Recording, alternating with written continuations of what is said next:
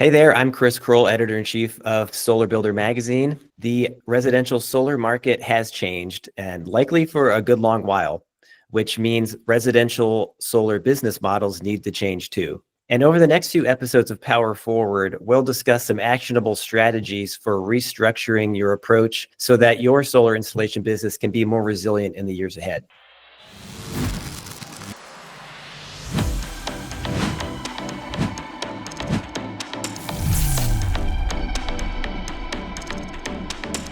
To kick things off, we're zooming in on the concept of service and how you can turn that into a profit center.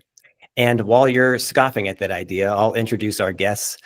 Today we have Travis Walker, Director of Business Development at BayWa RE, and Corey Garrison, CEO of SouthFace Solar Electric. I want to start with just the term service. It's a broad one that can cover just the general post-installation interactions. And I wanted to start by maybe you guys breaking down the different services that fall under a solar company's service department. This is a great question. And I think any company that's looking at going down this road really needs to evaluate what services they want to provide, not just the services that may look appealing.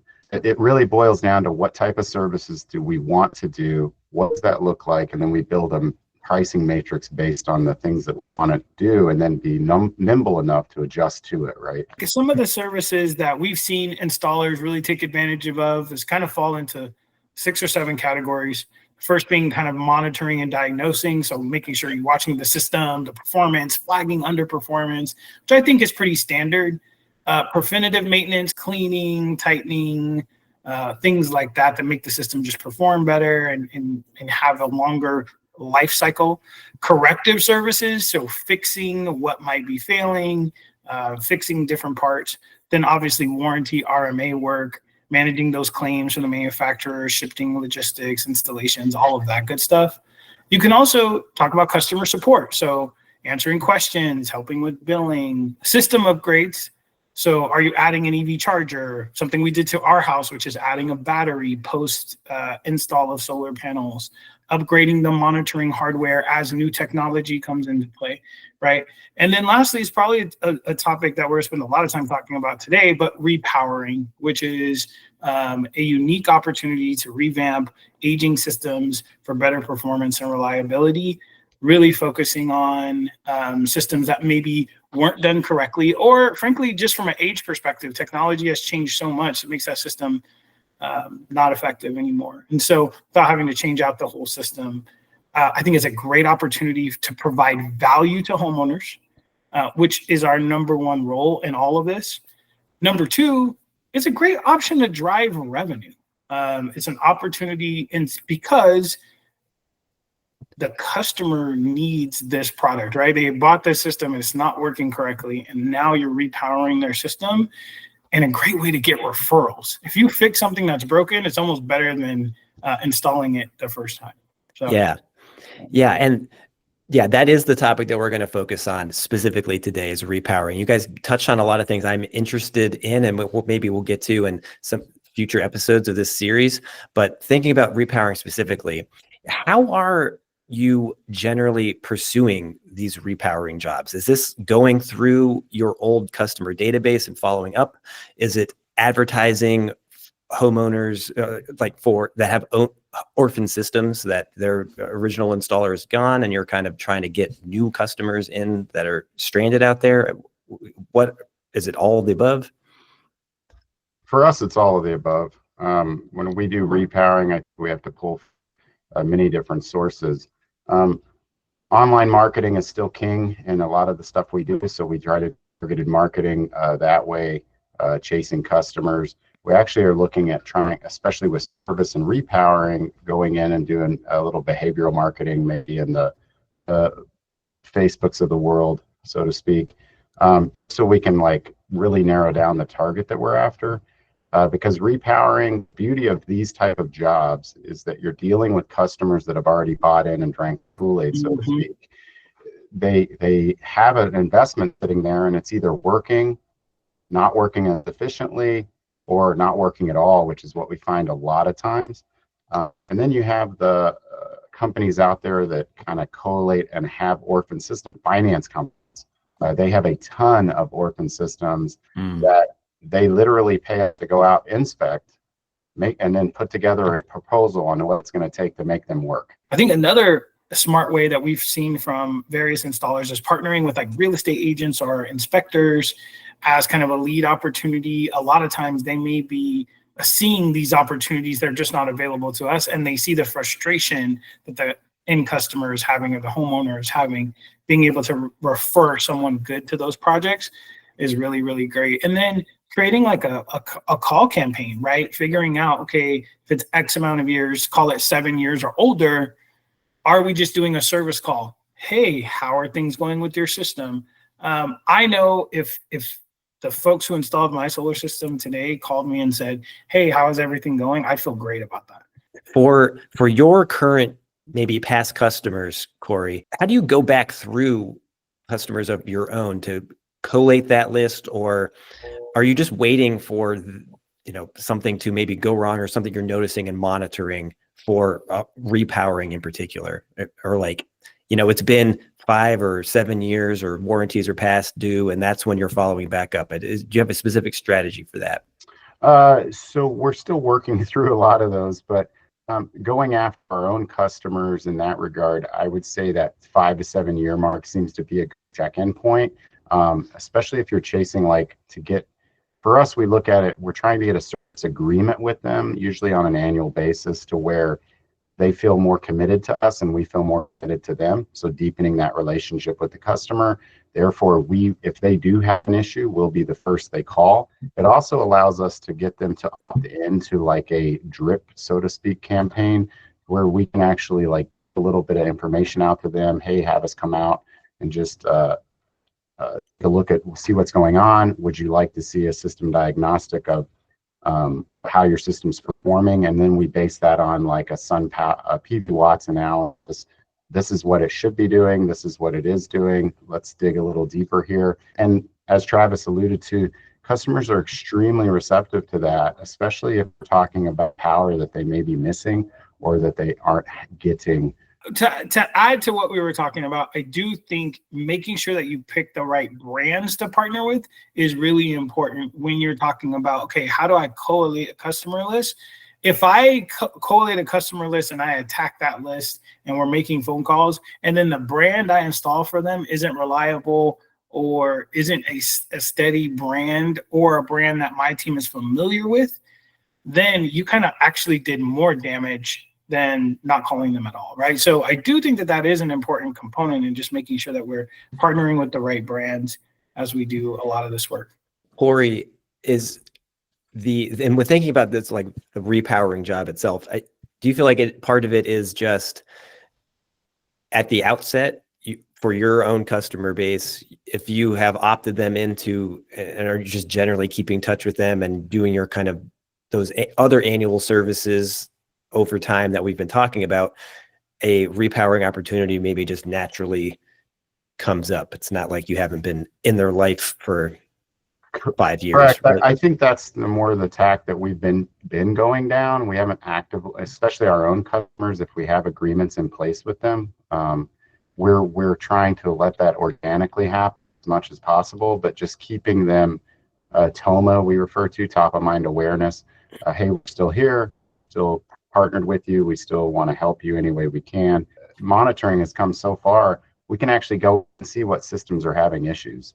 And I was wondering how the economics of repowering works out. How much might I be replacing in a system to repower it for customers? And what is your margin on that, if you would even know what that is? And I guess as a part of this question too, we've been just saying repowering a lot, maybe defining what repowering specifically is in your mind. Is it just solely the inverter and getting things back up because there's something faulty there, or is it replacing lower performing modules with higher power, more efficient modules? I think it's a combination of the two. I would say just replacing the inverter is the most used option. Replacing modules, we do run into that, and we do that. It's kind of around that 280 watt module, it seems like. If you go much smaller, that, it doesn't make sense just to update the inverter because there's so many more benefits you would get, taking up less space. I mean, we just did the largest one we've probably done. It was like an 80 panel. The manufacturer was out of business. He was having so many issues. It's like, you're going to pay us X amount of dollars to come and find out which modules are good and bad because you don't have module level monitoring. And then by the time you add those hours up, you may have 30% of your panels bad. So it's easier just to come in and replace it with all fresh new modules and inverters, and you get an update on the tax credit federal. And it seemed to work out for that particular customer. But in those regards, it's a cost benefit analysis of how much are you going to pay me to figure out what's wrong versus how much are you going to pay if we just come in, take everything off, and just do like a remove reinstall with new equipment. We found that a few installers that work with us, they've kind of pivoted their whole business model to just doing repowering and warranty work and all of that stuff. So when you talk about margins, they felt like the margins in the business were higher than what they could do for just solar in general. Somewhere between 30 and 50% margins, right? I mean, pretty good margins because of the amount of work that has to be done. And so we've seen installers say, hey, we're making just doing, if you do one repower per week, you could be making $200,000 to $300,000, $400,000 a year, right? Depending on how big those systems are and how much repowering. And think of that at a 50% margin. You're talking about walking away with another $200K worth of profit into your bottom line. It is definitely worth it getting into this. And kind of what we were just talking about, Corey kind of touched on the tax credit and being able to use it, but that just reminded me of what's going on right now, real time, for the tax credit, which 25D, which is what the tax credit that's used on residential solar for the tax credit, the 30% tax credit, is in real jeopardy right now with the new House bill. Repowering, you can build a whole new revenue stream and not be worried about what's going on with 25D, right? So if you're looking at your business and going, oh man, we're mostly a cash loan business, we don't really do a ton of TPO, 25D could really hurt us if it goes away. This is something that you might want to get into sooner than later, to be able to supplement through that, because we know all of these things are phases. We know that tax credits, even if they go away now, they'll be back, then they'll be in jeopardy again. So you want to build a business that can survive without government subsidies, right? And you want to be able to be diversified in your business, just like in any business, so that when hard times come, you can pivot into another part of your business where you can spend a little bit more time driving that. And then when good times come, you can kind of pivot back into those good times. So I think this is a perfect topic to talk about. Thank you, Chris, for doing this right now, because I think repowering is, one, needed so badly by customers out there today. There are so many fly-by-night installers that installed systems. I'm sure you've seen them, Corey, that just, you're like, man, this work is not very good, right? So there's opportunities for us to go and do better by the homeowners, which is doing better by the industry in general, because we want solar to have the best reputation possible, and that comes with quality work. So good installers, get into this, get into repowering. There's a lot of customers that need your help and support. Yeah, and that's a good segue into the next question I had about, so, okay, you are pursuing repowering jobs or, quote unquote, orphan systems. I'm just wondering how these conversations go, because it's a high likelihood that maybe this customer is disgruntled or maybe possibly grumpy about the solar industry or how their last relationship went. We know there's some there's some bad stories out there about how customers have been treated. Maybe they're less open to hearing your sales pitch. Corey, do you have any examples of what is this conversation like with a new customer who has solar and is maybe had a bad experience? So that's interesting, and we do run into this a lot, especially in the orphan systems. And it just depends on what that customer went through to get to where they currently are. Some of them have made significant investments. It hasn't ever worked. It's been offline for 2 years. Some of them don't know, which shocks me. I try to reiterate into my people that reach out to these folks and work with them. You have to have a person in that seat that's making those initial contacts. You have to have somebody that can handle those negative interactions if they come. And the easiest way that I have found that to be the case is remember that you're there to help them, and keep reminding the customer that I'm here to help you. I can't speak to what the other company does. You don't want to talk ill against another company, even if you may have those type of feelings. At least that's what we find. But we try to reiterate them. I'm trying to help. I'm here to help. And sometimes people just want to be heard. And so you just have to kind of be a sounding board and realize that they have a story, and that they need to share that story to you. And sometimes that actually helps in a redesign or working through whatever problem they ran into. The opportunity makes a lot of sense to me, and we've been talking about all of the reasons that installation companies should be considering pursuing repowering jobs. Is there any, what would you consider maybe challenges or downsides to doing this? The unknown that you walk into in these scenarios, right? Because you're like, okay, I don't want to touch this, and then they're blaming me for it not working or whatever the case may be, right? So that can always be tricky, especially when you look at like old wiring or code violations that weren't in place, parts compatibility, right? Like older parts with newer parts don't really work that way. And then lastly is setting those customer expectations. You go in telling them, hey, here's how much it generally costs. And you get up there, and you've probably seen this, Corey. You get up there and you're like, oh, wow, this is going to cost like double, right? Like this is like totally messed up, right? Now you're going back to the customer. And sometimes as a customer, you can feel like, oh man, are you just saying that? Right? Are you just, are you just saying that to get more money from me, or whatever the case may be, right? So we found installers, that's the hard part of this, is really going into those situations and being able to set the right expectations without feeling like they're taking advantage of customers. I think it's leading with empathy, though. I think if you're starting from a place of understanding what the customer's shoes are and going through, I think that you can walk yourself through a lot of those scenarios that might be a little tough. It's about protection, right? You're trying to protect yourself as a business from some of those, and man, you will see it all. So one of the things that we've implemented is certain parts of our service we won't do unless you do other parts, i.e. like we won't do a performance analysis unless you're doing an inspection. And what visual inspection and an actual inspection for us is two different things. So you have to define those very clearly so that the technician knows what he can and cannot walk into, and that where that line is and when to bring that customer in. If you walk through a rat's nest of things, we're going to bring that customer in immediately before we start putting our hands in anything. And most of them, I'll be honest, when they see it, they're like, I totally get it. And then the ones that don't, we try to just make sure we document really well, because as Travis, you said, once you put your hands on it, you own it.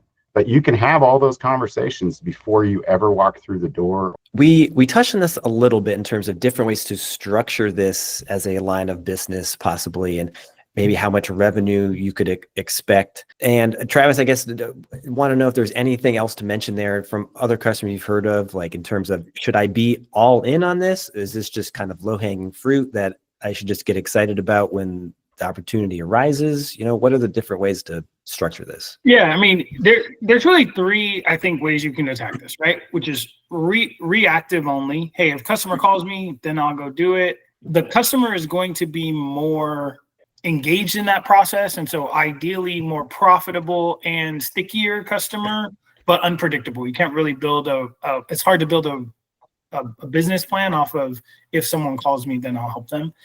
Then there's always the proactive approach, which is, hey, my sales team, you're going to reach out to X amount of your customers over that are 7 years or older over this period of time. We're going to schedule appointments. We're going to go out. We're going to do those things. Could bear fruit, could not, but definitely a good way to build a business model around it. And then the last is building like maybe a service subscription model, which is at the very beginning of the sale process. Hey, I'm going to build this into your price. We're going to come back out to your home X amount of months, years later, and we'll do this inspection for you. And you're kind of front loading that opportunity in terms of revenue in the model. So I think that there are three different ways I've seen from various installers. I like the proactive approach. It's an easier way to plan it. I do like the subscription model. I just haven't seen numbers on how successful it's been, but I love being able to, because as a customer, I would love being able to add an extra $20 a month, knowing, okay, if I add an extra $20 a month to my loan payment or my TPO payment, then I'm going to be able to get Corey to come back out in 7 years or 5 years and check my system, right? Right. And I might have to pay, but I would have to pay a lot more, right? So Corey's going to buffer that payment. So it's still going to have to pay some market rate, pay for products or pay for whatever. And Corey's got to build that into his model. But if I know that he's going to come out and it's going to be cheaper than if I would have just had, hey, come out to my system later, man, that's a service I would definitely sign up for. I too see there's majorly 3 paths when you're getting into service. One of them is the kind of and I feel like we've done all 3 in my own business, where you're kind of like just being reactive. Customers call, oh, we don't do that, or we'll take care of that for you, kind of thing, and you're kind of guessing at what the pricing looks like and what this, and I just didn't like the way that felt. And we did that for a couple of years, until it was like, hey, this actually has some legs. We need to sit down and kind of work this out, and then put resources to it. Full-time service manager, full-time techs, things like that. And it seemed like the margins got a lot better. Clarity kind of came around it. We were dealing with problems before they arose. It wasn't just being reactive. This is what we're seeing customers need. This is what we're going to do with that. And then it allows me to put a pricing matrix together so that way I have a little bit more focal point. And then take that even further, we're rolling out a subscription-based modeling, probably post and pre. So I look at the pre being rolled into the contract up front, post as customers that don't have that already, we can go to and say, hey, for this monthly or this quarterly or this annually fee, this is the benefits we can bring to your table. Yeah, that makes total sense to me. Thanks for that. Last question here I was wondering about is what I should be thinking about in terms of actual hardware that I'm replacing, because say an inverter failed or maybe that company's now gone, no matter how much I like a certain brand, that could happen to them too, right? Do you consider the fact that I should be standardizing in what I'm installing? Should I be diversifying what I'm installing? Maybe this is also an opportunity to replace an inverter with a hybrid inverter or a storage opportunity down the road. I guess there's a lot to think about with hardware, but I guess what is your philosophy when it comes to what you're doing when you're replacing? So for us, we talk to the customer and see what their goals are, and then try to align what we're going to do with their goals and expectations. That means if they're talking about batteries, we look at Arizona market's a lot different market than most places, meaning we had net metering, we no longer have net metering.